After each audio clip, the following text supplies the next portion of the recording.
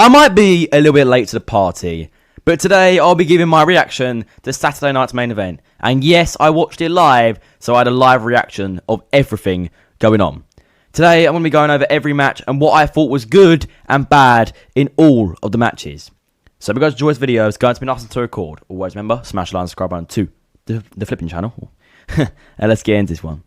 The first match, Seth Rollins and Bron Breakker defeat CM Punk and Sami Zayn to open the show. This match was actually a very quick tag match, but the commercial breaks kind of ruined it. I predicted this match would be match of the night, and sadly, my prediction was wrong, because in my opinion, it was not match of the night. Obviously, they finally debuted the third member, being Seth Rollins' rival a couple of months ago, Bronson Reed, attacking CM Punk in the match, which led to Bron Breakker pinning Sami Zayn to pick up the win for this new faction. Paul Heyman, I think he had a brain, he knew what he was doing. But CM Punk's journey back to Seth Rollins and trying to topple him now is going to be even harder. I'm disappointed by this match. I think it was very stop and start. CM Punk was a bit slow. Seth Rollins weren't really in the match, and even when Seth was in the match, he was just getting beaten. He was on like the downside. It was a bit of just a wasteful match, I thought. It could have been better and had the potential to be very, very good. But obviously, how many commercial breaks there were, obviously with it being on YouTube, made it worse because it was just so stop, start, okay, we're back. But then it was just stop again, start again. Someone's looking good, they commercial break. It's just, you don't need to keep doing that.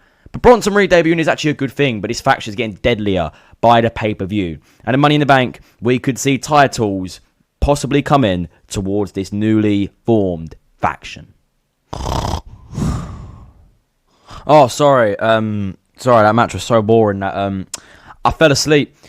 But yeah, Zelena Fagger versus Chelsea Green was just a bore.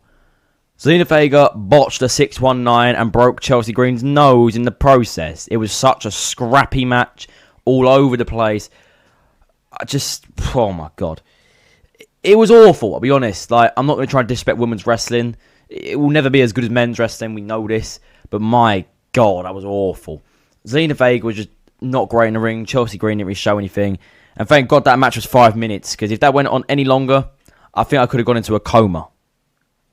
We move on to my expected main event. It weren't the main event, but R-Truth faced John Cena for what was reportedly known by the ring announcer for the Undisputed Championship, but as advertised a non-title match. This match was more just for humour. Cena came out with the all-black Titantron with the gear, no appreciation to the fans, nothing. But straight after, Cena's music hit again, and the fans wondered. R-Truth came out in a full John Cena gear, but changed the front of the shirt to Ron Cena, and him doing the Cena pose, but just as R-Truth. So he came out Cena's full entrance, but before he could finish, Cena had attacked him. Cena had enough. He weren't doing no mockery. He just wanted to get on with this match. R-Truth had a few snippets in the match. He hit a 5-knuckle shuffle and an AA on John Cena, both Cena's moves, and Cena kicked at a 2.5. But throughout the match, it was slow. Both of these men are old. R-Truth's like 51. John Cena's like 48. Like, let's let it go, bro. But in the end, as expected, John Cena did pin R-Truth for the 1-2-3. After the match, Cena did his usual thing, got the title, and hit him round the face with the title. And that was wraps. R-Truth had been defeated, which was very expected, and John Cena picked up another win on his retirement tour. But just this match was pointless and quite dead. Next up, what would have been my match of the night, as it was going so bad the pay-per-view, but this match had carried the pay-per-view up to another level. Drew McIntyre versus Damian Priest in a steel cage match. Both of these men have blood-forced hate for each other. Not trauma. Hate for each other. They just don't like each other. And obviously, we know the last couple of times, Priest has screwed McIntyre at the Rumble and at the Chamber in both title WrestleMania opportunities.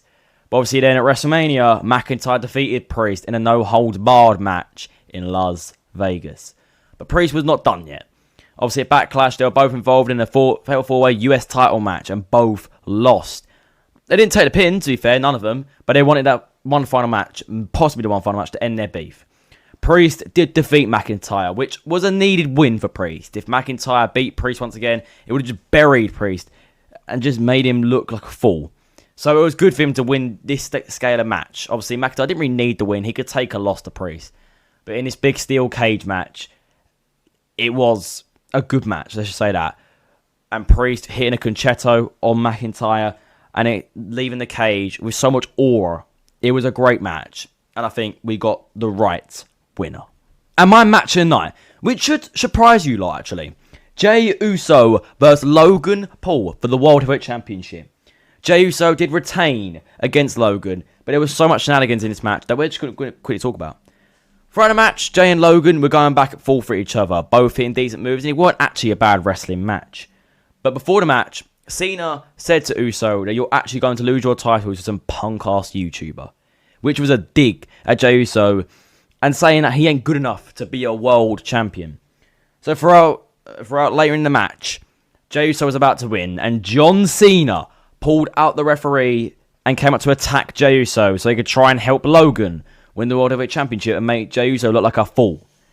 But before anything could happen, the American Nightmare Cody Rhodes returned to beat up Cena and help his brother Jey Uso retain the championship. We hadn't seen Cody since WrestleMania, when Cena cheated his way into beating Cody and winning the undisputed WWE Championship. And they confirmed the match for the upcoming Money in the Bank PLE, which will be the American Nightmare Cody Rhodes and the World Heavyweight Champion Jey Uso versus the undisputed WWE Champion John Cena and the Maverick Logan Paul in a tag team match that will main event Money in the Bank on June 7th. But overall, this pay-per-view was dodgy, I'll say that. We know that Saturday main event is not meant to be big, but it's the third time it's happened now, and it's been okay, I guess. It's not been incredibly good, but this one was probably the best out of the three that's happened. It had two decent matches, the others were a bit slow and dead. But overall, it weren't too bad for a free-to-air pay-per-view. They just need to work on how many commercial breaks they are showing, as it is just out of hand. But drop your predictions, or actually, your ratings down below. Obviously, a prediction Money in the Bank as well. But your ratings down below, and what you thought of Saturday night's main event. But thank you for watching. It has been an awesome to record. Always remember, smash the like and subscribe button to the flipping channel. And I'll see you little day faces soon. Goodbye, guys.